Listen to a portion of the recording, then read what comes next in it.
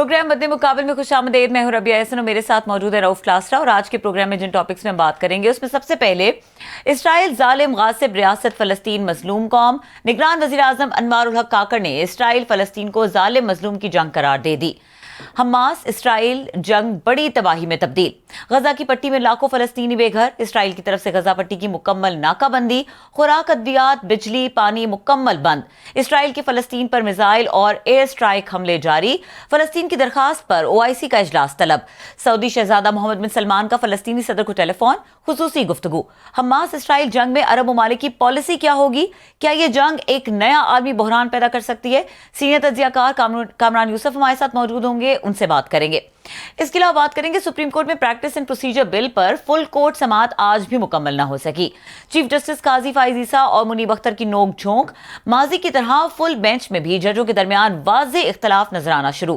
Case का फैसला क्या होगा? सुप्रीम कोर्ट की समाअत का अहवाल बयान करेंगे और इसके लिए हमारे साथ मौजूद होंगे कंबर जैदी, उनसे गुफ्तगू करेंगे। इसके अलावा बात करेंगे निगरान वज़ीर आज़म की सहाफ़ियों से मुलाकात।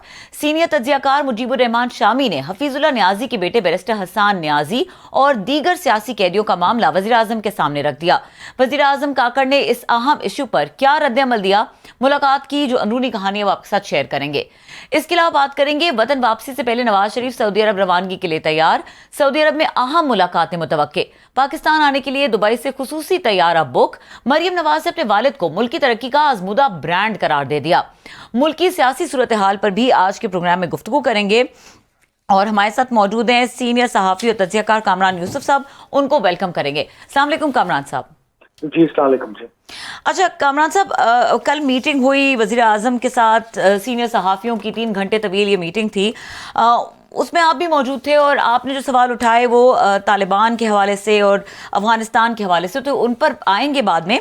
पहले ये बताइएगा कि वज़ीर आज़म से कुछ सवालात हुए जो हमास का और इसराइल का एक मौजूदा क्राइसिस है, इस हवाले से क्या मजमूई तौर पे आपको मौक़िफ़ लगा PM का इस पूरे मामले पर? और पाकिस्तान की अगर ऑफिशियल पोजीशनिंग पूछी जाए इस मामले पर क्या है, तो क्या कहेंगे इस पे? देखिए उनसे जो सवाल हुआ था रिगार्डिंग जो करंट जो मशरक़ वस्ता की सूरत हाल है, एक कंसर्न ये पाया जाता था कि शायद जो पाकिस्तान की पोजीशन है हमास के हमले के बाद और उसके बाद इसराइल ने जिस तरीके से जवाबी अभी तक वो गजा की पट्टी बमबारी कर रहे हैं, तो शायद पाकिस्तान का वो वाला जो तारीखी एक स्टांस होता है, ज़्यादा हार्ड हिटिंग स्टांस नहीं है। उसके सवाल के जवाब में उन्होंने इस तासुर को बिल्कुल सख्ती से मुस्तरद किया। उन्होंने कहा कि जी पाकिस्तान की पोजीशन बहुत वाज़े है। पाकिस्तान जो 2 स्टेट सोल्यूशन है विद प्री 1967 बॉर्डर और Al-Quds अल-शरीफ as capital of the Palestinian state, उस पर एब्सोल्युटली कायम है और ये तासुर बिल्कुल गलत है। एक सवाल ये भी हुआ कि शायद जो दफ्तर खारजा के लोग हैं उनको प्राइवेटली कुछ लोगों ने उनको अप्रोच करने की कोशिश की, उनका मौक़िफ़ जानने की कोशिश की कि वो पाकिस्तान इस पर क्या सोच रहा है जो कॉन्फ्लिक्ट है। तो उस पर कुछ जो वहाँ पे सहाफ़ी मौजूद थे उन्होंने ये तासुर दिया कि शायद ऑफ द रिकॉर्ड उनको ये बताया गया है कि पाकिस्तान इस वक्त जो है ना वो इस तरह की कोई हार्ड पोजीशन ले नहीं सकता और केयरफुली वो ले रहा है, जिस पर जो प्राइम मिनिस्टर थे उन्होंने कहा कि ऐसी कोई बात नहीं है, उनके इल्म में ऐसी कोई बात नहीं है। ये अगर उन्होंने ट्विटर पर स्टेटमेंट देखी हो उनकी, तो उसमें क्या आपको लगता है कि पाकिस्तान ने अपना जो मौक़िफ़ है उसमें किसी भी तरह की वो नरमी लाई है? तो मुझे लगता है कि पाकिस्तान का जो मौक़िफ़ है आई थिंक वो एक बिल्कुल क्लियर है। और एक और जो सवाल ज़ाहिर है उनसे हुआ था कि इस हमास के हमले से पहले ये बातें हो रही थी कि शायद सऊदी अरब रिकग्नाइज करने जा रहा है बाकी अरब ममालिक इसराइल को, तो क्या पाकिस्तान भी इस हवाले से सोच रहा है? तो उन्होंने कहा है कि एब्सोल्युटली नॉट, इस हवाले से कोई डिस्कशन बिल्कुल हो नहीं रही और पाकिस्तान अपने मौक़िफ़ पर कायम है कि जब तक जो फ़लस्तीन का मसला है फ़लस्तीनियों की उमंगों के मुताबिक हल नहीं हो जाता, पाकिस्तान इसराइल को रिकग्नाइज नहीं करेगा। अच्छा कामरान, आप इस गुफ्तगू में मौजूद थे तो डेफिनेटली आपको ज़्यादा सही पता होगा। हम तो ज़ाहिर है जो सुन रहे हैं उसमें डेफिनेटली कुछ रिलायबल सोर्सेज भी हैं, बट ग़ालिबन जो सवाल की आप निशानदेही करें फरिया इदरीस साहिबा का सवाल था, जिसमें उन्होंने फ़ॉरेन ऑफिस के हवाले से कहा कि वो कुछ कह रहे हैं और आप कुछ कह रहे हैं, जिसमें PM ने कुछ रिस्पॉन्ड किया। तो ज़रा करेक्ट कीजिएगा, मैं जो कह रही हूँ वो ठीक कह रही हूँ? और फील क्या हुआ आपको कि फ़ॉरेन ऑफिस और PM की जो स्टांसेस हैं उनमें कोई गैप है और are they on the same page?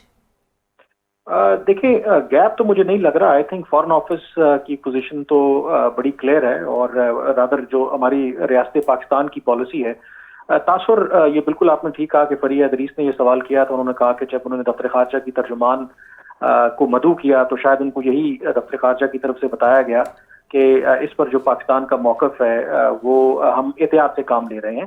اب میں تو آبویسلی اس کو ویریفائی نہیں کر سکتا، عین ممکن ہے کہ شاید ہو سکتا ہے کہ اس طرح کا ان کو جواب ملا ہو، بٹ یہ ایک ایسا ایشو ہے جس پر مجھے نہیں لگتا کہ آپ کو بہت زیادہ احتیاط اس طرح سے کرنے کی ضرورت ہے. ایک واضح پوزیشن ہے. ایون اگر آپ سعودی عرب کی پوزیشن دیکھیں، جو اسرائیل کے ساتھ بات چیت کر رہے تھے، جو اس واقعے سے پہلے اس جو تنازع دوبارہ اس نے سر اٹھایا ہے، خود سعودی کراؤن پرنس محمد بن سلمان نے فاکس نیوز میں انٹرویو میں یہ کہا تھا کہ ہر گزرتے دن کے ساتھ اسرائیل کے ساتھ ہم ایک معاہدے کے قریب ہیں.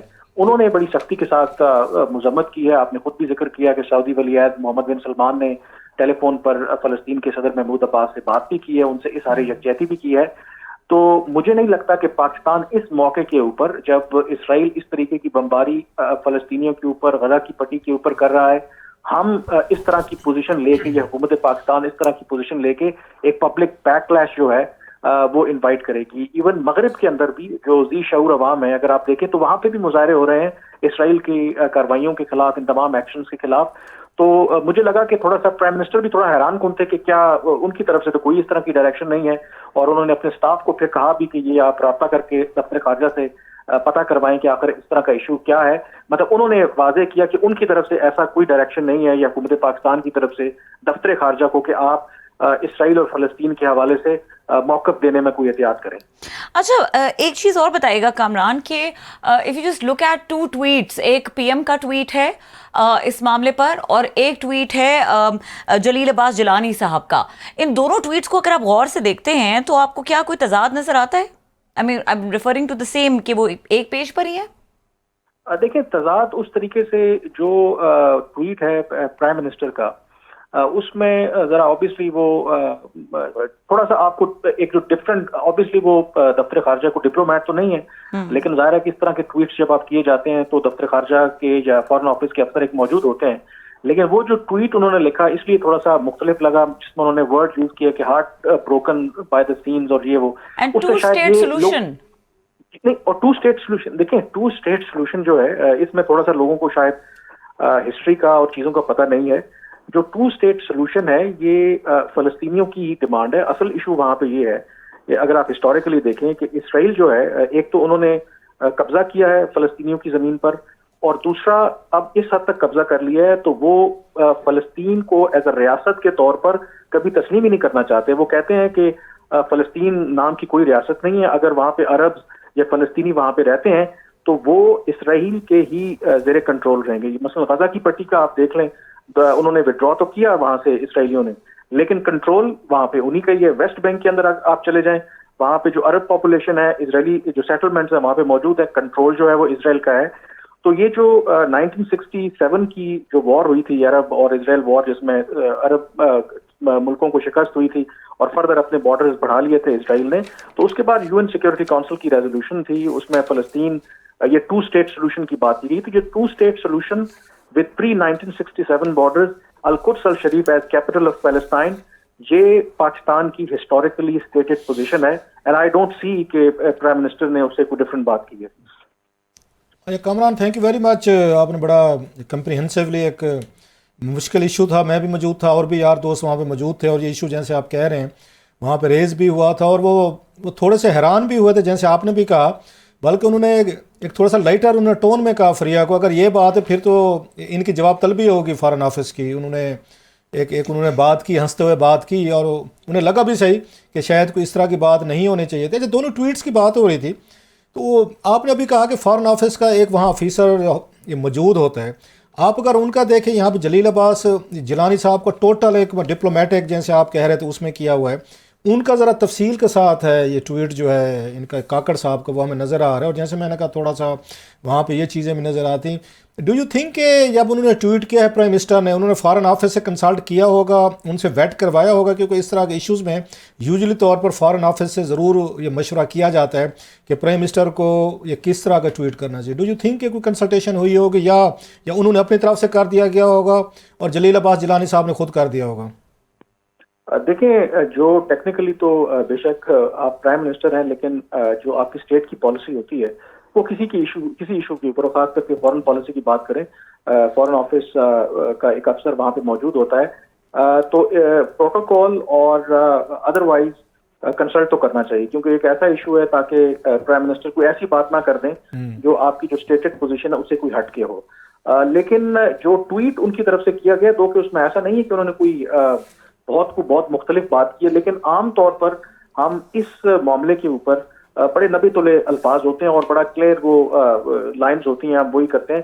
اس سے تھوڑا سا ٹریڈیشنلی وہ ہٹ کے تھا، تو شاید لوگوں کو ایک اس پہ شکوک و شبہات اٹھے. میں آپ کی بات کاٹ رہا ہوں جلیل عباس جیلانی، جی میں سوری جی کامرہ میں تھوڑی سی آپ کی بات کاٹ رہا ہوں کہ انہوں نے جو رکھا ہے نا وہاں جلیل عباس جیلانی صاحب کا ٹویٹ ہے، انہوں نے 1967 کا حوالہ دیا جیسے آپ بتا رہے ہیں، 7 تک گئے ہیں. انہیں پتا تھا کہ پاکستان کا عام آدمی جو ہے نا 2 اسٹیٹ سلوشن کو شاید انڈرسٹینڈ نہیں کرتا.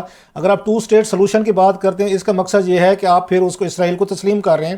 یہ کنفیوژن ہوتی ہے یہاں پہ، اور اس لیے میرا خیال ہے جلیل عباس یہ جیلانی صاحب وہ جو تھے انہوں نے عام آدمی کو ذہن میں رکھ کے ٹویٹ کیا. 1967 کا حوالہ دیا انہوں نے 2 اسٹیٹ کی بات نہیں کی جو ان کے ٹویٹ میں تھی، ان میں کاکڑ صاحب نے کیا.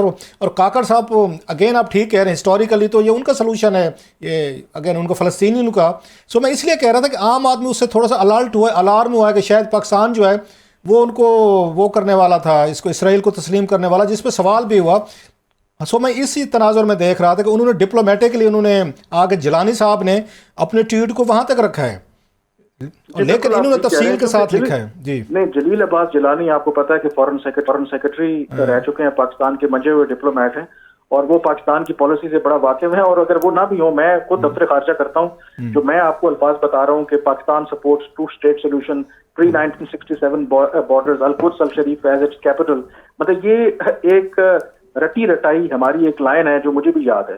تو وہ بات آپ کی ٹھیک ہے کہ انہوں نے 1967 پری 1967 بارڈرز کا ذکر نہیں کیا، تو اس سے پھر لوگ ہمارے یہاں کوشچن کرتے ہیں. But I think I will give the Prime Minister a benefit of doubt. I think وہ وہی بات کر رہے ہیں جو جلیل عباس جیلانی کر رہے ہیں، یا پاکستان کی جو اسٹیٹس پوزیشن ہے. لوگوں کو شاید یہ تھوڑا سا یہاں پہ کنفیوژن بھی ہے کہ یہ چیز تو اب ریالٹی ہے کہ اسرائیل جو ہے ایز اے اسٹیٹ ایگزسٹ کرتی ہے. اب سوال یہ نہیں ہے کہ اسرائیل اسٹیٹ رہے گی یا نہیں رہے گی، سوال یہ ہے کہ کیا فلسطینیوں کو ان کا حق خود ارادیت ملے گا، کیا فلسطین ایز این انڈیپینڈنٹ اسٹیٹ بن پائے گی، یہ سب سے بڑا سوال ہے. تو اب اس پہ تمام دنیا کے ممالک اور خاص کر کے عرب ممالک وہ یہ کہتے ہیں کہ اگر اب اسرائیل اس بات پہ بھی اگری ہو جائے، پری 1967 بارڈرز پر چلا جائے، فلسطین کو ایز اے انڈیپینڈنٹ ریاست تسلیم کر لے، تو یہ بھی ایک بہت بڑی آئی تھنک وکٹری ہوگی. کامران آپ کو یاد ہوگا مل جائیں، مطلب ماضی میں 2-3 دفعہ سلوشن ہے، حل بھی نکلے، اور اس کو بڑی حد تک یہ سمجھا گیا کہ شاید یہ مسئلہ حل ہو گیا. جب اوسلو ایکارڈ ہوا تھا، میرا خیال بل کلنٹن نے کرایا تھا اگر میں غلط نہیں کہہ رہا، اس وقت بھی تو ہمیں یہ کہا گیا تھا کہ آلموسٹ اب ان کا فلسطینیوں کا اور ان کا اسرائیل کے مسئلے جو ہیں بڑی حد تک وہ ان کے تسلیم کر لیا گیا. لیکن پھر حماس میرا خیال ہے یہ درمیان میں آئی، یا دیگر آرگنائزیشن تھی وہ نہیں مان رہی تھی. سو فلسطینیوں کے اندر بھی تو ڈویژن ہے بہت ساری.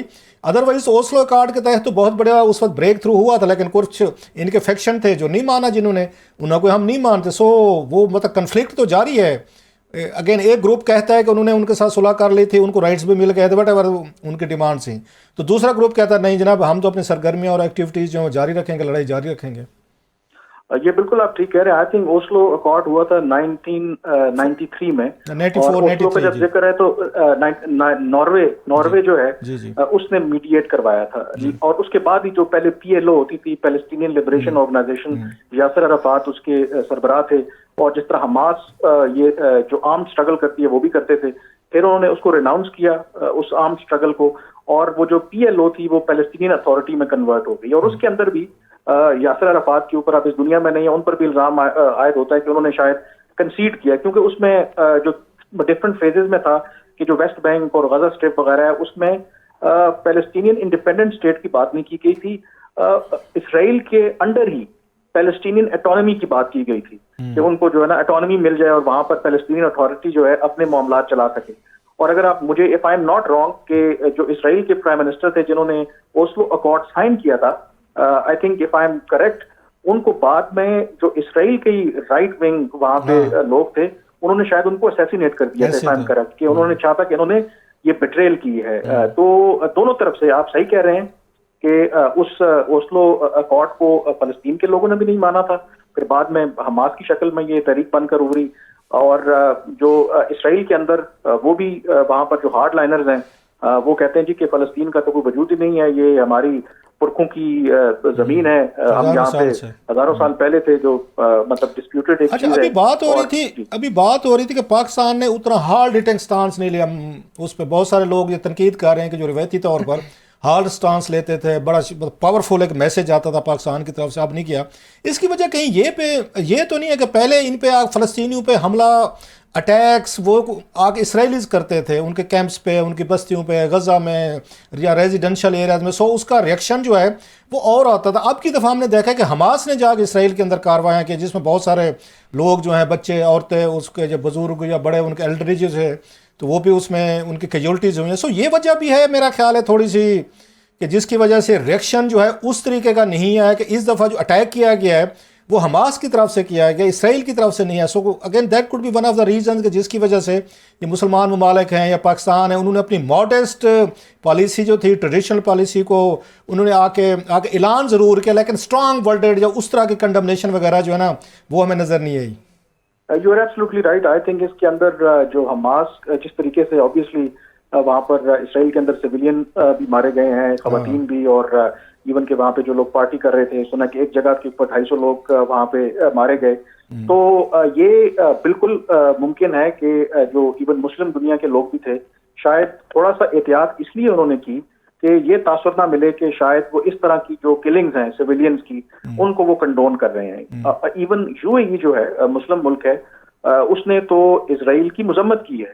انہوں نے کہا ہے کہ اس طرح سویلین کو مارنا بالکل بھی قابل قبول نہیں ہے. اسرائیل کی ہے یا حماس کی؟ اسرائیل کے لوگ جو مرے ہیں جو حماس نے کی ہے. مطلب ہم کی سٹیٹمنٹ دیکھیں, مطلب حماس کی انہوں نے مذمت کی, آپ یہ کہہ رہے ہیں حماس کی مذمت. آپ نے پہلے اسرائیل کا کہا, میں اس لیے میں کہ شاید ہاں اسرائیل کے اندر جو حماس نے جو کلنگ کی اس کی انہوں نے مذمت کی ہے. تو یہ ڈیفینیٹلی ایک پاسبلٹی ہے. اور شاید پاکستان ظاہر ہے کہ چیزیں خود ہمارے حالات اتنے کمپلیکیٹڈ ہیں, اتنی چیزیں مشکل میں ہیں, تو ہم تھوڑا سا وہ دیکھتے ہیں کہ اچھا کیسے چیزوں کو آگے لے کے چلنا ہے. بٹ آئی ایم شیور کہ جو کچھ اس وقت غزہ کی پٹی میں ہو رہا ہے کسی بھی مسلم دنیا کے ملک کے لیے یا کسی بھی جو تھوڑی سی عقل رکھتا ہے, جس میں تھوڑا سا شعور ہے, جن کو انسانی حقوق کا خیال ہے, وہ مسلم ہو یا غیر مسلم ہو, وہ جو کچھ اسرائیل کر رہا ہے. دیکھیں لوگوں کا پرابلم یہ ہے کہ وہ یہ سمجھتے ہیں کہ حماس نے جو کچھ کیا ہے وہ ایک رد عمل ہے. مطلب میں اگر آپ کے پاس ٹائم ہے چھوٹی سی آپ کو بات بتاتا ہوں, آپ کے ویورز کے لیے بھی یہ بڑی امپورٹنٹ ہوگی کہ جو غزہ کی پٹی ہے اس کا جو پورا جو سائز ہے وہ ہے رقبہ 365 اسکوائر کلومیٹر. اب میں آپ کو اگر سمجھاؤں نا عام الفاظ میں, اس کا کیا مطلب ہے. اسلام آباد کے بارے میں یہ کہتے ہیں کہ پاکستان کا ایک چھوٹا سا شہر ہے, ایک طرف سے ڈرائیو کریں تو 15 منٹ میں ختم ہو جاتا ہے. اسلام آباد کا رقبہ 906 اسکوائر کلومیٹر ہے. یعنی کہ جو غزہ کی پٹی ہے وہ اسلام آباد کے 1/3 ہے, اور اس 1/3 کے ایریا میں 25 لاکھ افراد رہتے ہیں, 50% چلڈرن ہیں, 50% خط غربت کی لکیر سے نیچے زندگی گزارتے ہیں, اور وہ اسلام آباد کے 1/3 کے ایریا چاروں طرف سے بلاکیڈ ہے, جہاں پہ پانی کی فراہمی, بجلی کی فراہمی, اسینشل کموڈیٹیز اسرائیل کی اجازت کے بغیر نہیں جا سکتی. تو امیجن کریں گزشتہ 16 سال سے وہاں پہ بلاکیڈ ہے, ایک اوپن پریزن ہے. تو کیا وہاں سے رد عمل آئے گا یا نہیں آئے گا؟ یہ جو مغرب ہے یا اس طرح کے لوگ ہیں وہ سمٹمز پہ بات کرتے ہیں, روٹ کاز کی تو بات نہیں کر رہے. اور اسرائیل اتنے عرصے سے بمباری کر کے ہر روز بچے وہاں پر انوسنٹ لوگوں کو مارتا ہے, اس پہ تو کوئی بات نہیں کرتا. اب آپ کیا دیکھ رہے ہیں کہ اس کا ریئیکشن کا, جیسے آپ نے کہا اور اس پہ کہا آ رہی چیزیں, دونوں سائڈ سے سویلین انوسنٹ لوگ جو ہیں دونوں سائڈز پہ کیجولٹیز ہوئی ہیں, وہاں پہ بھی ہوئی ہیں, اسرائیل کے اندر بھی جیسے کا انوسنٹ بہت سارے لوگ جو ہیں ان کی کیجولٹیز ہوئی ہیں. اب بیچارے یہ فلسطینین ہیں, ان کے بچے عورتیں, ہم یہ بمبارڈمنٹ دیکھ رہے ہیں تو ویری ہاریبل وہ چیزیں ہم نے دیکھی. پہلے وہاں سے سین ہے terrible scenes, of course human tragedy کسی کی بھی ہو بڑی وہ تکلیف دہ ہوتی. اب ہم دیکھ رہے ہیں جیسے غزہ کی بات کر رہے ہیں, اس پٹی کی بات کر رہے ہیں, وہاں پہ بہت زیادہ اس طرح کے ہیومن ٹریجڈیز جو ہیں وہ جنم لے رہی ہیں. تو اس کا کیا اینڈ ہونے والا ہے؟ یہ پھر وہی ہوگا کہ 1000-2000 کے ہر دفعہ 3-4 سال بعد اتنی بڑی لڑائی ہوتی ہے, پھر سیز فائر ہو جاتی ہے, اور اس درمیان میں مجھے یاد ہے 3-4 سال پہلے بھی ہوا تھا, 800-1000 بندہ اس وقت بھی دونوں اطراف سے مارا گیا تھا, سیز فائر ہو گئی, پھر آرام سے دونوں بیٹھ گئے تھے اور لوگوں کے بچے مارے گئے تھے. اب آپ کو لگتا ہے وہی پھر ہوگا کہ پھر یہاں پہ 2-4 ہزار بچہ مارا جائے گا, انسان مارے جائیں گے دونوں سائڈ سے, پھر کوئی آئے گا, سیز فائر ہو جائے گی؟ دیکھیں لیٹس ہوپ کہ جتنا جلدی یہ اس پہ سیز فائر ہو, کیونکہ دونوں طرف سے کوئی بھی معصوم جانے ہیں وہ one lost life is too many. لیکن پرابلم اس میں یہ ہے کہ جو اس وقت اسرائیل ہے جس موڈ میں ہے, مثلا ان کے وزیر دفاع نے جو بات کی کہ وہاں پر جو غزہ کی پٹی کا پانی, بجلی, تمام جو اشیاء جاتی ہیں وہ انہوں نے بند کر دی ہیں. کوئی یہ بہت سے جو انڈیپینڈنٹ مائنڈیڈ لوگ ہیں, ہیومن رائٹس کو ایکٹیوسٹ ہیں, وہ کہتے ہیں کہ یہ ایک وار کرائم ہے کہ آپ ایک کلیکٹیو پنشمنٹ دے رہے ہیں 25 لاکھ لوگوں کو یہ تمام ناکہ بندی کر کے. اور پھر بات ہو رہی ہے گراؤنڈ آپریشن کی بھی, تو آلریڈی جو ٹینکس وغیرہ اور باقی ساز و سامان اسرائیل نے غزہ کی اسٹرپ کے بارڈر پہ پہنچا دیا ہے. اور اتنے ڈینسلی پاپولیٹڈ ایریا میں اگر وہ کرتے ہیں کوئی اس طرح کا زمینی آپریشن, 2014 میں بھی انہوں نے کیا تھا, ناکامی ہوئی تھی ان کو. خدشہ یہ ہے کہ جس طرح کی بیکنگ اب اسرائیل کو مل رہی ہے آفٹر حماس نے جو کیا ہے, تو لوگوں کو خدشہ یہ ہے کہ وہاں پہ بڑے پیمانے پر جو اسرائیل ہے حماس کو ختم کرنے کے نام پر ایک قتل عام کر سکتا ہے. اور اگر ایسا ہوتا ہے تو یقینی طور پر حالات مزید سنگین ہوں گے. اور جو وائسز ہیں ایک کامران ایک اور آ رہی ہے چیزیں کہ اس میں میرا کہ ایرانین حکومت نے سب سے زیادہ ہم نے دیکھا ویلکم کیا ہے, اوپنلی کیا ہے. مسلم ورلڈ میں جیسے آپ کہہ رہے ہیں اس طریقے کا اپریسیشن جو ہے نا حماس کی ان اٹیکس کی نہیں ہے. وہی سویلین والی بات جو آپ نے کی ہے اس وجہ سے وہ تھوڑے سے اپنے آپ کو روکا ہے انہوں نے کہ اٹیک جو ہے یہاں سے ہوا ہے, لہٰذا انہوں نے اپنی پوزیشن تو ریٹریٹ کیا, لیکن اس طرح کا سٹانس جو نہیں لیا گیا. اب یہ کہا جا رہا ہے کہ جیسے آپ نے بھی کہا کہ سعودیز ہیں یا وہاں پہ گلف کنٹری جو تھے وہ تقریباً ان کے ساتھ ان کو یہ ایک آپ کہہ سکتے ڈپلومیٹک جو ریلیشن شپ تھے آلموسٹ فائنلائز تھے. تو کچھ سمجھا جا سکتا ہے جو باتیں آ رہی ہیں کہ ایرانین نے اس کو سیبوٹائز کیا ہے اور وہ نہیں چاہتے تھے کہ اسرائیل کے ساتھ اس میں مڈل ایسٹ میں ان کا امن ہو, سکون ہو یا ان کے تعلقات ٹھیک ہوں. یہ بھی مطلب کسی حد تک آپ مانتے ہیں کہ ان حملوں کے پیچھے جو الزام لگ رہا ہے کہ شاید ان کی سپورٹ وربلی صحیح تو وہ موجود ہے ایران کی؟ یہ آئی تھنک اس کے بالکل امکانات موجود ہیں. In like Arab countries, Iran وہ ملک ہے جس طرح ہم نے 2 اسٹیٹ سولوشن کی بات کی نا, ایران سرے سے اسرائیل کو تسلیم ہی نہیں کرتا. وہ کہتا ہے کہ اسرائیل جو ایک ناجائز ریاست ہے, یعنی کہ اس کا وجود وہ بالکل تسلیم نہیں کرتے. اچھا 79 کے بعد کی پوزیشن ہے, 79 سے پہلے جب شاہ تھے 79 کے بعد, آئی تھنک 79 کے بعد ہے 79, وہ تو جو شاہ افغان تھے وہ تو بہت بڑے اعلیٰ تھے نا. وہی میں کہہ رہا تھا کہ اس کے بعد کی پوزیشن ہے امریکہ کے بھی.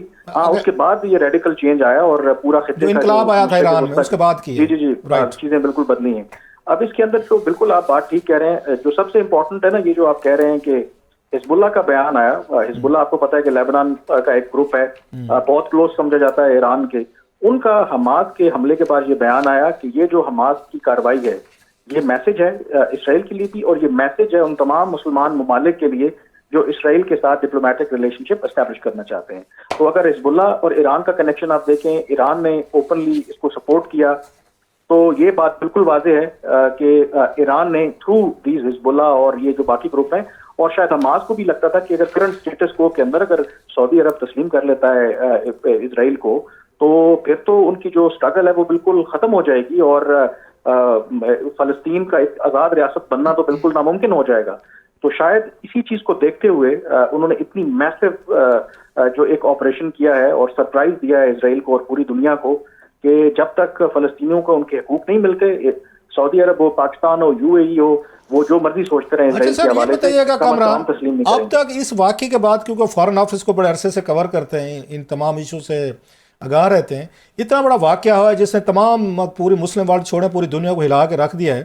کوئی پاکستان کی یہ دیگر OIC کے ممالک سے کوئی کنسلٹیشن پروسیس, کوئی ٹیلی فون کالز پاکستان, سعودی عرب, UAE, گلف کنٹری, قطر یا دیگر جو ہیں, کوئی ان کے ساتھ رابطے ہوئے ہیں کوئی ان کے آپس میں کہ ہمیں اس پہ کیا کوئی پالیسی رکھنی چاہیے یا کیا مشترکہ کوئی سٹانس ہونا چاہیے, یا دونوں اپنے اپنے سارے جو ملک ہیں اپنے اپنا ایک سٹانس دے رہے ہیں, بیانات دے رہے ہیں؟ کوئی ایسے رابطے ہوئے ہیں ان مسلمان ملکوں میں یا ادروائز کسی اور ملکوں سے جو سپر پاورز ہیں, امریکنز ہوں, رشینز یا چائنیز کے اس کو سیز فائر کروائیں یا وٹ ایور؟ دیکھیں ابھی تک تو سوائے بیانات کے جو 2-4 پاکستان کی طرف سے آئے ہیں, اس طرح کی موو مجھے بالکل بھی نظر نہیں آئی. اور یہ اس لحاظ سے ایک بہت روایتی طور پر یہ ایک چینج ہے. مجھے اچھی طرح سے یاد ہے یہ شمشاد اختر صاحب پاکستان کے فورن سیکرٹری رہے ہیں, اور وہ یہ کہتے تھے کہ جو OIC تھی اور خاص کر کے فلسطین کے معاملے کے اوپر, OIC ہیڈ کوارٹر بے شک اس کا سعودی عرب میں تھا, لیکن ایکچوئل OIC کو چلاتا پاکستان تھا. اتنا زیادہ پاکستان کا انفلوئنس تھا اور پاکستان کے بغیر چیزیں موو نہیں کرتی تھیں. لیکن آئی تھنک ہمارے اپنے حالات کی وجہ سے اور جو خطے میں ویسے تبدیلیاں آئی ہیں, اب شاید ہم بہت اس طرح سے جو پہلے کسی زمانے میں نہیں حالات کی وجہ سے یا ہر وقت ڈالر مانگنے کی وجہ سے مطلب جس ملک میں گئے ہیں ہمیں کیا ڈالر دیں, انہوں نے کہا جب یہ مانگنے آتے ہیں تو یہ کون سے سردار ہیں, چودھری ہیں ہمارے. آپ نے تو بالکل کینڈیڈلی بات کر لی نا, میں حالات اسی طرف اشارہ کر رہا تھا کہ ہم نے جو اپنی ایک ہمارا جو اسٹیچر تھا نا وہ مانگ مانگ کے نا وہ ہمارا اسٹیچر جو ہے وہ ختم ہو گیا, اور جو مسلم دنیا کے اندر ہمارا ایک انفلوئنس تھا, ہم لیڈ کرتے تھے, وہ فلسطین کی کاز ہو اور باقی مسلم امہ کے مسائل ہوں, وہ اب چیز بالکل نظر نہیں آتی. اور اگر پاکستان یہ آج سے 20 سال پہلے کی بات ہوتی, 25 سال پہلے کی, آئی ایم شیور کہ Pakistan would have been at the center of the diplomatic ایک اور بات بتائیے گا, میرا کہ ربیہ کے پاس بھی کوئی ایک سوال ہے, ایک تنقید اور بھی آ رہی ہے حماس پہ. وہ کہتے ہیں یہاں پہ یہ بنجمن یہ نیتن یاہو صاحب جو ہیں اسرائیل کے پرائم منسٹر, ان کو انٹرنلی طور پر بہت بڑے پرابلم تھے, ان کے خلاف انویسٹیگیشنز ہو رہی تھیں, گفٹس پہ ہو رہی تھیں, وہ سپریم کورٹ کے ساتھ لڑے ہوئے تھے, قوانین بنوا رہے تھے, ان کے خلاف بھی مقدمے چل رہے تھے, اور ان کی ریٹنگز بہت ان کی جو ہیں نیچے گئی ہوئی تھیں, آگے الیکشن آ رہے تھے. تو حماس نے اٹیک کر کے بیسیکلی وہ سارے کے سارے جو ان کے مدعے تھے اور ان کے بنجمن یہ نیتن یاہو صاحب جن پرابلم کا شکار تھے وہ تو سارے بھول گئے ہیں کہ جنگ شروع ہو گئی ہے. تو لگتا ہے کہ حماس نے انڈائریکٹلی ادروائز وہ بنجمن یہ ہوگا نیتن یاہو صاحب جو ہیں ان کو حمایت ہوئی ہے, ان کو سپورٹ ملی ہے.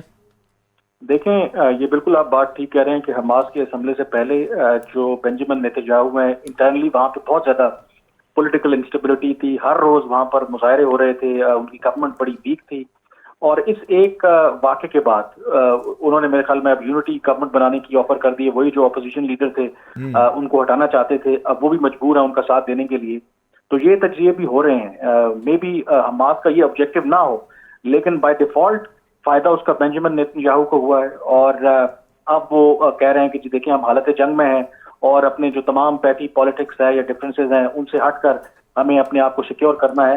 تو نیچرلی آپ کو پتا ہے کہ ہر جگہ پہ جہاں بھی پالیٹیشینز ہوتے ہیں وہ جو بھی اس طرح کی سچویشن ہوتی ہے اس پہ ایڈوانٹیج لینے کی کوشش کرتے ہیں. تو اس موقع کے اوپر بھی I think it is absolutely clear کہ حماس کا جو بھی آبجیکٹو تھا اس کا کہیں نہ کہیں فائدہ جو ہے جو بنجمن نیتن یاہو کی ایک کمزور پوزیشن تھی اس کو ریوائیو کرنے میں یہ بالکل بنجمن نیتن یاہو کو جو ہے فائدہ ہوا ہے. بہت شکریہ کامران. اچھا سوری پوچھنا تو پوچھیں کامران صاحب, کوئکلی اگر آپ یہ بتائیں کہ یہ ایک یہ کہا جا رہا ہے کہ it's a failure of the Israeli agencies, اور دوسرا یہ جو اس کا جو ریئیکشن ہے اس کو حماس نے پہلے کیلکولیٹ کیا تھا, کیونکہ اب ہم دیکھ رہے ہیں کہ قیدیوں کے تبادلے میں بھی کچھ نرمی دکھائی جا رہی ہے, اور اس کے علاوہ جو OIC کو ریکویسٹ کی گئی ہے. تو آپ کو لگتا ہے کہ کچھ سچویشن آؤٹ آف کنٹرول ہوئی ہے یا ان کو پتا تھا کہ اسی طرح معاملات آگے بڑھیں گے؟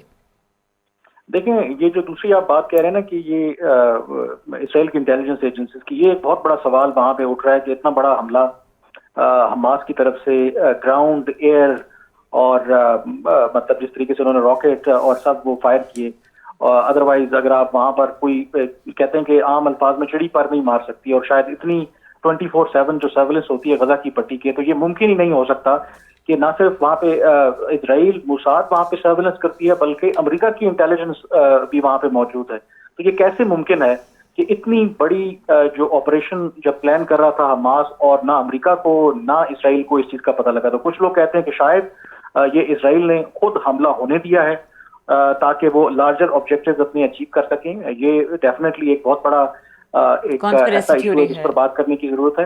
تو آئی ایم شیور کہ باقی جو جہاں تک OIC اور ان کی بات I think OIC is a truth less body.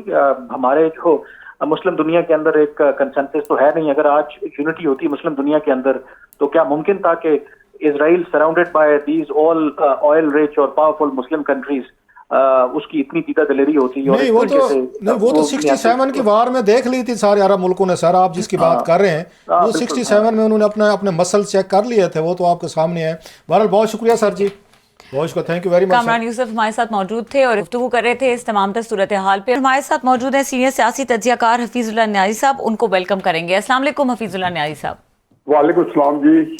اچھا حفیظ اللہ نیازی صاحب, کل کی جو وزیر اعظم کی میٹنگ تھی سینئر صحافیوں کے ساتھ اس میں آپ بھی موجود تھے. وہاں پہ مجیب الرحمان شامی صاحب نے حسان نیازی کے حوالے سے سوال اٹھایا. ذرا بتائیے گا کیا رد عمل تھا وزیر اعظم کا اس پر؟ پہلے یہ بتائیے گا کہ انہوں نے کیا مدعا پیش کیا اور کیا انہوں نے پرائم منسٹر کاکڑ صاحب کو انہوں نے بات کی. پہلے اگر وہ بتا دیں, پھر پرائم منسٹر صاحب نے کیا کہا, آپ کی بھی گفتگو ہوئی. جی شکریہ بہت بہت کلاسر صاحب. اصل میں بات یہ کہ میں وزیر اعظم صاحب جیسے کہ انہوں نے بتایا تھا کہ جی حفیظ اللہ نیازی اور میں اس پہ ان ٹچ ہیں، تو میری اس موضوع پہ ان سے پہلے بھی گفتگو ہو چکی ہے. میں ان کے پاس گیا تھا اور ابھی وہ وزیر اعظم نہیں بنے تھے تب بھی ان سے گفتگو ہوئی تھی اس معاملے میں، اور وہ ظاہر ہے کہ وہ ساری چیز سمجھتے ہیں. لیکن جیسے کل آپ نے ان کی گفتگو سے اندازہ لگا لیا ہوگا کلاسر صاحب کہ کچھ لمیٹیشنز ہیں، اور ظاہر ہے کہ انہوں نے بہت سارے ملفوف الفاظ بتا بھی دیا کہ جو کہتے ہیں نا کہ bucks are not stopping at my place. کہا انہوں نے تو بکس جو ہے نا وہ تو کہیں اور رک رہے ہیں. تو اس لیے لیکن اس باوجود 12 لوگ ایک بہت ذمہ دار پوزیشن پہ ہیں، اور مجھے اکیلا بھی وہ لے گئے. اس کے بعد میرے ہاتھ پکڑ کے جب آپ لوگ سارے جا رہے تھے تو مجھے ہاتھ سے پکڑ کے وہ ایک سائڈ پہ لے گئے، اور وہاں پہ انفیکٹ انہوں نے مجھے بتایا کہ انشاءاللہ اس کو دیکھتے ہیں. ابھی تو چونکہ حالات بہت دگردوں ہیں تو ہم اس کو ایکسکلوسیولی ڈسکس کریں گے، لیکن چند ہفتوں بعد. میرا تو صرف اس وقت یہ تھا، میں کوئی اس لمبے چوڑی کوئی وہاں اسی حسان کی رہائی کے لیے تو کوئی بات کر ہی نہیں رہا ہوں. پچھلی دفعہ آگے پروگرام میں یہی بات کی تھی جب وہ نیا نیا گرفتار ہوا تھا، اور اب بھی یہی بات کی ہے کہ جی مجھے ملاقات کروا دیں، اس کے بعد دیکھا جائے گا کیس کیا چلتا ہے، کہاں چلتا ہے، ملٹری کورٹس میں چلتا ہے نہیں چلتا، وہ پھر بعد میں اس کو طے کریں گے. وہ تو علیحدہ اس کو ہم ہینڈل کر رہے ہیں، اور اگر کوئی اس نے خراب حرکت کی ہے ایسی کہ جو قابل گرفت ہے تو ضرور اس پہ کیس چلنا چاہیے. لیکن جو پاکستان کے مروجہ آئین اور قانون ہے اس کے مطابق چلنا چاہیے. یہ ماورائے آئین اور ماورائے قانون اگر ریاست ہی ایسے کام کرنا شروع کر دے اور وہی ہمارے اشارے توڑے اور وہی ہمارے قوانین توڑے اور وہی لوگوں کے بارے میں قانون اور آئین سے بالا تر ہو کے اپنے آپ کو جو ہے وہ کنڈکٹ کرے تو پھر تو ملک کا ایسا سمجھے کہ باجا بچ چکا ہے، پھر بنانا ریپبلک. آپ کو جو ان پرائم منسٹر صاحب نے جو ایشورنسز کروائی ہیں، مطلب ہے آپ نے بھی بات کی کہ ہم کوئی حسان کی رہائی کی بات نہیں کر رہے، نہ ہم یہ کہہ رہے ہیں جی آپ ان کو بغیر ٹرائل کے چھوڑ دیں.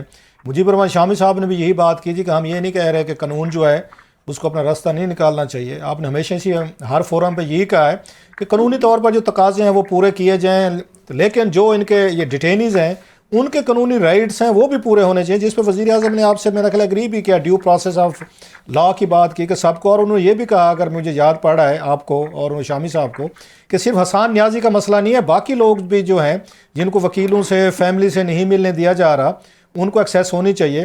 تو آپ ان سے سیٹسفائیڈ ہیں جو انہوں نے آپ کو یہ باتیں کی، ہمارے سامنے بھی کی، اور آپ کہہ رہے ہیں بعد میں بھی انہوں نے سائڈ پر لے کر گئے آپ کو؟ اصل میں کلاسر صاحب میں سیٹسفائیڈ تو تب ہوتا ہے جب میری کوئی ایکسپیکٹیشن ہوتی. اچھا، مجھے زندگی میں ہر بندے سے جس سے میرا تعلق رہا ہے نا، دوست ہے اور کوئی جن سے میں واقفیت ہے یا نہیں بھی ہے، تو مجھے کم از کم ان کی لمیٹیشنز پتہ، ان کی اسٹرینتھس اور ان کی ویکنیسز اور ان کی جو کوالٹی جو ہے آف پرسنالٹی اس کا مجھے پورا ادراک ہوتا ہے. میں کبھی کسی سے غیر ضروری توقع نہیں رکھتا. چنانچہ لیکن مجھے ایک ضرور ہوا ہے کہ حسان کے معاملے میں تو انہوں نے میرا خیال ہے کہ بڑا اوور اسٹیچ کر کے بہت اچھی باتیں کی. آسما چودھری کے نے بھی بڑا، میں اس کا بڑا شکر گزار ہوں آسما کا بی بی کا، اس نے بھی آؤٹ آف وے جا کے بڑا کلیئر کٹ بات کی. لیکن مجھے افسوس ہے کہ عمران ریاض پہ جو وزیر اعظم صاحب کا آنسر تھا وہ کوئی ٹھیک نہیں تھا. اس میں ان کو زیادہ اس کے کسی بچے نے کسی ینگ مین نے وہاں پہ سوال کیا تھا، ہاں وہ فرق شہباز بڑائی سے کیا تھا کوشچن، تو اس پہ انہوں نے کہا کہ جی آپ کو ٹاؤنٹ کر رہے ہیں، مطلب انہوں نے یہی کہا کہ جی آپ نے رہا کیا ہے، آپ کی بڑی مہربانی. تو اس نے اس پہ زیادہ زور دیا وزیر اعظم صاحب نے. تو مجھے کوئی میرا خیال ہے کہ وزیر اعظم صاحب کا اس پہ جواب جو ہے وہ اس سے زیادہ بہتر کر سکتے تھے، کیونکہ ان کے پاس وزیر اعظم کی پوزیشن ہے، اور اگر وہی اس طرح کے جو پروئی بحث میں پڑ جائیں جو کہ مجھے کرنی ہے یا آپ کو کرنی ہے یا فار دیٹ میٹر فرق شہباز بڑائی سے نے کرنی ہے، تو پھر اب بندہ کہتا ہے کہ جی یہ میرا خیال ہے کہ حالانکہ انہوں نے کل کمال کا انہوں نے بڑا متاثر کیا ان کی دانشوری نے، سارے لوگ میں تو ان کا میرا پرانا میری ان سے شناسائی ہے اور میں ان کا پرانا مترف ہوں. میں تو پہلے جب آئے تھے تو بھی میں ان کا مترف تھا. جیسے میں آپ کی بات کاٹ رہا ہوں، میں نے اگر کمیونیکیشن سکلز پچھلے 20 سالوں میں جو پرائم منسٹر آئے ہیں، ملاقاتیں ہماری بھی ہوتی رہی، آپ بھی ملتے رہے، कम्युनिकेशन में स्किल वाइज अगर मैंने उनको इमरान खान साहब के बाद अगर किसी को देखा है कि जो अपने मौक़िफ़ को, अपनी गुफ्तगू को कम्युनिकेट कर सकते क्लियर वर्ड्स में, तो मैंने काकड़ साहब को देखा है। इस दरमियान में मुझे कैसे नजर नहीं आते वजीर आज़म। मेरा ख्याल है कि अब हम डिस्कस कर रहे हैं, तो जिस दिन ये बने, जब ये बने वजीर आज़म, अगले दिन उसी दिन जियो पे भी मैंने अपने प्रोग्राम में डिस्कस किया और 2 और प्रोग्राम में भी मैंने कहा हकीकत ये है कि जो, और कल मैंने उनको कहा भी सही कि एक मुझे अच्छा लगा कि पाकिस्तान के जो कौमी लोग हैं, नॉन लोग हैं, उनमें शायद खाकान अब्बासी के बाद एक और अच्छा इजाफा हुआ है। बाकी उनकी किस्मत है, आया इसको जो जिसको मिला है वो उसको कौमी सियासत के लिए बाद में इस्तेमाल करते हैं, अच्छे तरीके से इस्तेमाल होती है नहीं होती, लेकिन ये बहुत अच्छा इंट्रोडक्शन है। मैंने ये पहले दिन जिस दिन उन्होंने मेरा भी ये तजर्बा था, मैंने पहली दफा उनको तफसील से सुना, पहले मैं सेनेट कमेटीज में, मैं उनसे पुराना उनका एडमायरर था। अच्छा, मैं क्योंकि सेनेट में सुना, सेनेट कमेटीज में कई दफा वहां बड़े अग्रेसिवली वो डील करते थे, बात करते थे। आपको लतीफा सुनाऊं, इनको मैं 2011 में तहरीक इंसाफ में शामिल करा दिया था, इनको सरफराज बुक्की को। ये दोनों तहरीक इंसाफ में रहे हैं सर? जी हाँ। तो ये नवाज लीग में नहीं थे पहले? ये नवाज लीग छोड़ के तहरीक इंसाफ में थे? नवाज लीग में उसके बाद नवाज लीग में आए, क्योंकि तहरीक इंसाफ को पता है ना, बलूचिस्तान के अंदर मारूफ हालात होते हैं कि वहां पे अगर चूंकि 2013 में नवाज शरीफ साहब ने गवर्नमेंट बनाई, तो फिर उसके बाद मालिक को, जब नवाज लीग ने मालिक के साथ जॉइंट हुकूमत बनाई, तो तब ये उसमें चले गए। पहले ये काबली के साथ थे, क्यों नॉर्मली ये बलूचिस्तान में, कश्मीर में और जीबी में ये जितने पॉलिटिकल पार्टीज होती हैं, ये अपनी उनकी पार्टियां लिजियस भी होती है, लेकिन ऊपर की सियासत जो है ये उसके साए के नीचे करते हैं। आपने इनको क्या कहल करके, न्याय साहब, वो आपने क्या कहल किया था हमारे काकड़ साहब को और सरफराज बुक्ती साहब को कि आप कहल करके उनको इधर ले आए थे, इसमें इमरान खान साहब के साथ ले आए थे? क्या मतलब है आपने कायल क्या किया था इमरान खान साहब के लिए? कायल करनी क्या जरूरत है? इमरान खान साहब को पता है कि 400 वो छा जाते हैं। मैंने कहा था कि लेकिन सर मादरत के साथ आपकी अपनी जगह पे कि 400 छा जाते हैं, बिल्कुल छा जाते हैं, लेकिन बहुत सारे इल्जाम आज ये भी लगते हैं कि उस वक्त जना शुजा पाशा साहब जो हैं वो भी पीछे से थपकी दे रहे थे। चौधरी परवेज अली साहब ने इंटरव्यू में कहा कि हमारे बंदे जो थे वो सारे के सारे तोड़ के ना जना शुजा पाशा साहब वो पीटीआई में शामिल करा रहे थे, और उन्होंने कहा था कि मैंने जाकर जनरल क्यानी से भी शिकायत की थी, गिला किया था कि देखें जी कि आपके जनरल शुजा पाशा साहब जो हमारे बंदे उधर भेज रहे हैं, तो कहीं से उधर से तो कोई फ़ोन कॉल वगैरह कॉल फ्रेंड डेफिनेटली उधर से भी इनकी हौसला अफजाई हुई होगी, क्योंकि एक बहुत सारा ग्रुप था। मेरा ख्याल है कि खालिद लांगू साहब थे, ये थे, सरफराज बुक्ती साहब थे, और मेरी इनसे बहुत अच्छी, मैं तो नियाजी साहब नियाजी साहब पहले कॉल करवाते थे, फिर आप जाते थे कि जनाब भाई साहब आप आ जाएं इन्विटेशन करके? इमरान खान साहब ने ये जो इनकी ओपनिंग है ना, मैं क्योंकि उनको पता था कि मेरे लिए एक मेरी तबीयत पे ग्रां गुजरता था एक वक्त के बाद, खुसूसन 1990-91 के बाद मेरे ज़हन पे ये था कि जी जो एस्टेब्लिशमेंट जो है उसके मैं जिसको कहने रोमांस से निकल आया था। अच्छा। वो भुट्टो साहब की मुखालफत में 77 तक हमने जियाउल हक साहब को बहुत चेरिश किया, उनके साथ बहुत हमारा एक ख्वाब देखे, लेकिन उस वक्त इमेच्योरिटी थी। जैसे मैं स्टूडेंट लाइफ से प्रैक्टिकल लाइफ गुजारी, तो पाकिस्तान के दूसरी साइड पे चली जाएगा, हम इस पर फिर किस वक्त करेंगे। मैं पूछना चाह रहा था, इसके साथ एक और था, आपने लेटर लिखा है चीफ जस्टिस ऑफ पाकिस्तान को इसी के अपने ये बेटे हसान नियाजी के इशू पे, तो उसमें कोई 111 के करीब उसमें राइटर्स हैं, जर्नलिस्ट हैं, कॉलम निगार हैं, टीवी एंकर्स हैं, सब ने उस पर सिग्नेचर करके लिखा है। वो जरा डिटेल बताएंगे, कोई आपको रिस्पांस आया है वहाँ से उनसे चीफ जस्टिस ऑफ पाकिस्तान की तरफ से उस लेटर के बाद जो आपने उनको पोस्ट किया है? सर पहली बात तो लेटर मैंने नहीं लिखा, लेटर आप लोगों ने लिखा है, और मैं आप लोगों का बहुत मशहूर हूँ। अल्लाह ताला सबको जाए खैर दे, मेरे दोस्तों ने जिस तरह की, और ये है कि चूंकि उससे जिक्र मेरा था और मेरी जो ज़ाहिर है कि मेरे ही बारे में लिखा गया था कि मेरे बेटे से मुझे मिलवाया जाए, तो वहां से तो कोई आया नहीं है। लेकिन इतना जरूर हुआ है कि मुझे जिसको कहना चाहिए कि हल तो जरूर है, मुझे कॉल आना शुरू हो गई जिनमें इन्होंने कहा जी कि हम वहीं से बोल रहे हैं, जिनका जो हमारे पास आन है उसको कोई गजान नहीं पहुंची, उसको बिल्कुल आप फिक्र ना करें, बिल्कुल वो ठीक ठाक है, اور آپ اسے جلد ملاقات کروا دیں گے. اس طرح کی 3-4 قسم آپ کے بھی یہ چاہتے ہیں آپ کی جو چیز اچھی لگے جس کے بعد سارے اینکرز نے ٹی وی اینکرز ہوں جرنلسٹ ہوں باقی دانشور ہوں ان کو سپورٹ کرنے کی ایک وجہ آپ خود ہیں کہ آپ نے کہیں پہ یہ نہیں کہا نہ میں نے کبھی سنا نہ آپ نے بات کی کہ میرے بیٹے کو چھوڑ دیں میرا بیٹا بے گناہ ہے اس کو غلط پکڑا ہے. آپ نے ہمیشہ کہا کہ جناب اس نے جو غلطیاں کی ہیں میں بالکل نہیں کہہ رہا اس پہ آپ کیس اس کو نہ چلائیں ٹرائل نہ کریں اگر یہ اس کا جرم ثابت ہوتا ہے تو سزا نہ دیں. آپ کے سمپل 2 بڑی ڈیمانڈس ہیں کہ آپ ان کا ایک ڈیو پروسیس آف لا ہونا چاہیے اس کو فیملی سے اپنی مسز سے ماں سے باپ سے وکیلوں سے اس کو ملوایا جائے اور وہ کیس جو ہے نا وہ اس کو ٹرائل اس کو اوپن ہونا چاہیے. مطلب ہے کہ تو یہ ڈیمانڈ تو میرا خیال ہے آپ کی بڑی فیئر ہیں very legal and very convincing سر.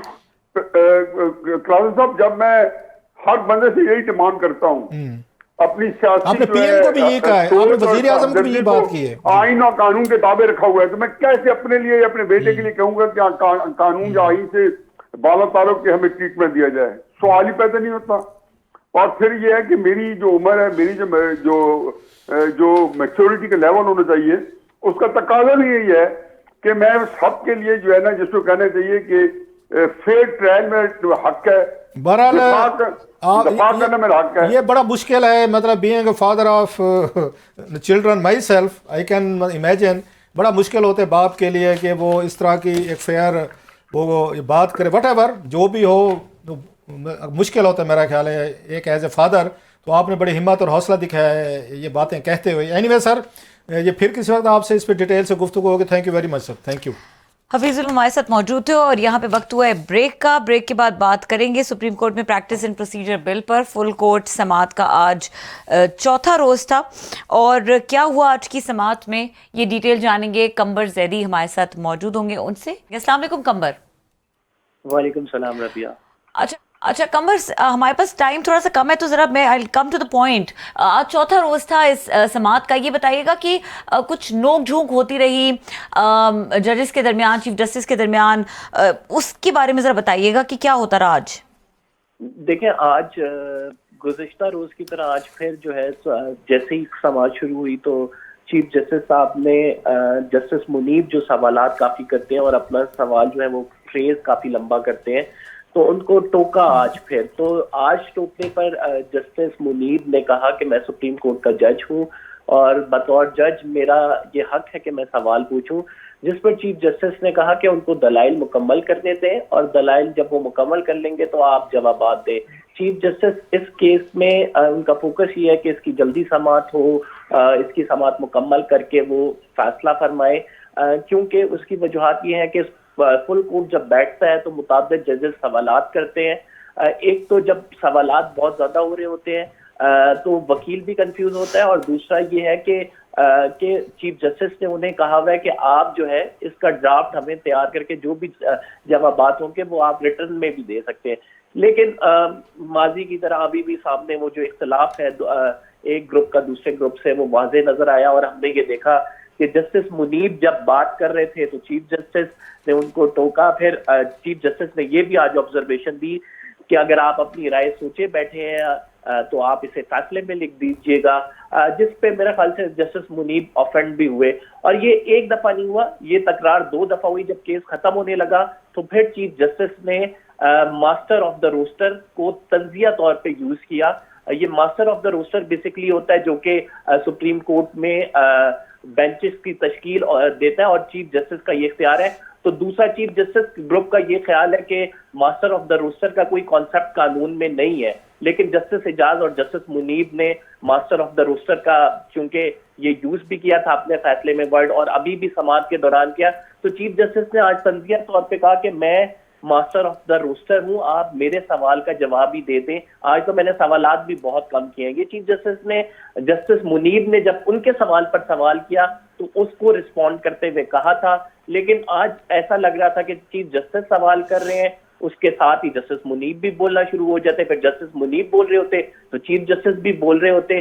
تو آج واضح طور پہ یہ مطلب لائیو ٹیلی کاسٹ کا سب لوگوں نے بھی دیکھا, تو یہ تمام معاملہ ہوا. یہ نوک جھونک جو ہے وہ جاری رہی پورے بینچ کے دوران, اور ہم تو اس کیس میں دیکھتے رہے ہیں کہ وہ پنگ پونگ بال کی طرح جو ہے سوالات ایک جگہ سے دوسری جگہ, ایک جگہ کے سوالات کا جواب دوسرے ججز دے رہے ہوتے ہیں. اور یہ بیسکلی دو جو گروپس ہیں, آپ یہ کہہ سکتے ہیں جو ججز کی آپ اپنی اپنی رائے پہ ہیں, وہ ایک نے جو ڈیسیجن دیا ہوا ہے, اسٹے آرڈر دیا ہوا ہے, وہ اس ایکٹ کے خلاف ہے, وہ اپنی رائے دے رہے ہوتے ہیں آبزرویشن کے تھرو, اور دوسرے جو ہیں وہ ظاہری بات ہے چیف جسٹس ایک ان کا مائنڈ سیٹ ہے, ان کے آبزرویشن سے جو ظاہر ہوتا ہے. کمبر یہ بتائیے گا کہ جب 15 کے قریب, اگر میں غلط نہیں کر رہا, فل بینچ ہے اب تک, آپ کیونکہ پروسیڈنگ کو کور کر رہے ہیں, ان 15 میں سے کتنے ججز ہیں جو کوشچن کر رہے ہیں؟ اگر جو میں نے فالو کیا, اگر میرا خیال 3 4 5 سے زیادہ تو نہیں ہے, باقی جو 10 کے قریب ہیں, 8 10, وہ سائلنٹلی سن رہے ہیں پروسیڈنگ کو, کوئی وہ سوالات کوئی چیزیں نہیں ہیں, یہ صرف 3 4 ججز ہیں جو یہ کوشچن کرتے ہیں, باقی ججز بھی پوچھ رہے ہیں کوئی سوالات؟ جو مینلی آپ کلاسز آپ کہہ سکتے ہیں, جسٹس اطہر مین اللہ ہیں, جسٹس منصور علی شاہ ہیں, اور جسٹس فائز عیسیٰ صاحب جو کہ چیف جسٹس ہیں, وہ اس سائڈ سے. دوسری سائڈ سے جسٹس اعجاز اور جسٹس منیب زیادہ سوالات پوچھتے ہیں. جسٹس جمال مندوخیل بھی کافی آبزرویشن دیتے ہیں. باقی ججز جو ہیں وہ ان کی اتنی آبزرویشن نہیں ہوتی, کوئی 1 2 سوال. جسٹس عائشہ ملک ایک سوال پوچھتی ہیں, تو ان کے جو سوالات ہیں وہ شارٹ ہوتے ہیں, لیکن یہ جو ججز ہیں یہ باقاعدہ آبزرویشن جب دیتے ہیں تو ان کے سوالات کے ساتھ ان کی رائے بھی ہوتی ہے, جس سے کافی حد تک یہ پتہ لگ جاتا ہے کہ اس جج کا مائنڈ کس طرف ہے, یعنی آیا کہ وہ اس ایکٹ کو سپورٹ کر رہا ہے یا اس کے اگینسٹ جو پارلیمنٹ. آپ کی ریڈنگ کیا ہے اب تک کی, آپ کی ریڈنگ کیا ہے اب تک کی, کہ اس فیصلہ جو ہے اس وہ قاضی فیض عیسیٰ صاحب والی جو اپروچ ہے وہ ڈومیننٹ ہو رہی ہے, یا جو اپوننٹ ہیں وہ ڈومیننٹ ہو رہے ہیں؟ آپ کو کیا لگتا ہے, اگر کیونکہ آپ بڑے عرصے سے کورٹ کو کر رہے ہیں؟ ناقص رائے کے مطابق تو چیف جسٹس کا بھی پلڑا بھاری ہے, اور چیف جسٹس جو ہے وہ اکثریت کے ساتھ موجود ہے. تقریباً یہ بڑا ٹف معاملہ جا رہا ہے, مطلب ہم ایسے نہیں کہہ سکتے کہ بہت آسان ہوگا چیف جسٹس کے لیے بھی کہ وہ اکثریتی فیصلے کے حامل ہوں, لیکن جو 3 سے 4 ججز ہیں انہوں نے ابھی تک بالکل صحیح طرح اپنا مائنڈ ڈسکلوز نہیں کیا ہے, جس میں اظہر حسن رضوی صاحب ہیں, انہوں نے ایک آبزرویشن بھی نہیں دی ہے پورے اس فل کورٹ کے دوران, تو ان کا مائنڈ نہیں پتا وہ کس سائڈ پہ ہوں گے. پھر جسٹس مسرت ہلالی صاحبہ ہیں, وہ پہلے تو جو ہے دوسرے گروپ کے آپ یہ کہہ سکتی ہیں کہ وہ پہلے آبزرویشن دے رہی تھی جو اس قانون کے خلاف, لیکن آج جو آبزرویشن دی ہے وہ اس کے آپ یہ کہہ سکتے ہیں آرٹیکل 184(3) کے بالکل اگینسٹ دی ہے. اس کے ساتھ جو ہے جسٹس یحییٰ فریدی بھی بڑے خاموش ہیں, ان کی جانب سے بھی نہیں. تو 3 سے 4 ججز ایسے ہیں جو کہ ڈیسائسو ہوں گے, ان کی جانب سے اتنا کلوزلی آپ کہہ سکتے ہیں, کلوزلی تو بہت زیادہ سماعت کو وہ دیکھ ہی رہے ہیں, لیکن کوئی آبزرویشن. اچھا یہ کمبر یہ ہم دیکھ رہے ہیں کہ کوئی لائیو آ رہی ہیں یہ پروسیڈنگ, جو کہ نئی چیز ہے پاکستان کے لوگوں کے لیے. جیسے پہلے پارلیمنٹ کی لائیو آنا شروع ہوئی تو لوگ بڑے حیران ہوئے, وہاں پہ پارلیمنٹیرینز کی ڈیبیٹس ڈسکشن دیکھ کے وہ بھی ہم نے دیکھی. پھر اس کے بعد یہ ٹی وی پہ لائیو شوز آنا شروع ہوئے تو بہت ساری چیزیں وہ بھی لوگوں نے دیکھی کہ جرنلسٹ جو ہوتے ہیں وہ اس طرح گفتگو کرتے ہیں, ایسے لڑتے بھڑتے جو بھی ہیں. اب وہاں سے آ رہا ہے, اس کا امپیکٹ آپ کو کیا نظر آ رہا ہے کہ اس سے اس کی جوڈیشری کی بھلائی ہو رہی ہے, یا لوگ جو ہیں تھوڑے سے حیران ہو رہے ہیں جیسے پارلیمنٹ کی پروسیڈنگ دیکھ کے ہوتے تھے, جیسے ہم صحافیوں کو لائیو ڈیبیٹس میں کہ بعد بہت زیادہ ہم کو لڑائی جھگڑے کر لیتے تھے, اب وہاں پہ بھی اسی طرح کی چیزیں آ رہی ہیں. How do you view that, کہ اس کا یہ فائدہ ہوگا جوڈیشری کو, یا وہی حال ہوگا جو ہم میڈیا کا اور سیاستدانوں کا ہوا ہے لائیو کوریج سے؟ دیکھیں لائیو کوریج پہلی دفعہ کلاسر صاحب, میرا ویو پوائنٹ اس میں یہ ہے کہ یہ لائیو کوریج ہونی چاہیے, بیکاز بہت سارے ایسے کیسز ہیں جس میں بہت زیادہ ٹرانسپیرنسی کی ضرورت ہوتی ہے, اور جب اس لیول پہ جا کے کام ہوتا ہے, جیسے ابھی آگے کیسز لگیں گے جس میں 90 دن کے انتخابات کے حوالے سے ہے, اس پہ کل آبزرویشن بھی چیف جسٹس دے چکے ہیں. ملٹری کورٹ کیسز ہیں جن کی لائیو پروسیڈنگ سے دنیا کو پتہ لگے گا, پاکستان میں رہنے والے لوگوں کو پتہ لگے گا کہ کون سا جج کس سائڈ پہ کھڑا ہے, اس کا کیا ویو پوائنٹ ہے, اور پھر فیصلہ کیا آتا ہے. لیکن اوور آل اگر دیکھا جائے تو رائٹ ناؤ جس طرح سے ججز کی گروپ بندی ہے اور جس طرح سے ججز کی آبزرویشن آ رہی ہے, تو وہ یقیناً تھوڑا سا آپ کو وہ بیک فٹ پہ لے کے جاتا ہے کہ اس طرح سے نہیں ہونا چاہیے, کہ ججز کو بھی تھوڑا سا دیکھنا چاہیے کہ لائیو براڈ کاسٹ ہو رہا ہے, تو اس میں جو وہ واضح ایک تصدیق ہے, ہر کوئی آپ کو پتا ہے کہ جی واضح ڈیوائڈ نظر آ رہا ہے. جس طرح چیف جسٹس عمر عطا بندیال کے ٹائم تھا کہ ججز میں ایک ڈیوائڈ موجود ہے, ابھی بھی وہ ڈیوائڈ نظر آ رہا ہے. بہت شکریہ قمر زیدی, ہمیں آج کی سماعت کے حوالے سے بتا رہے تھے. یہاں پہ پروگرام کا وقت ختم ہو گیا ہے. دیکھنے کے لیے شکریہ, اجازت دیجیے, اللہ حافظ.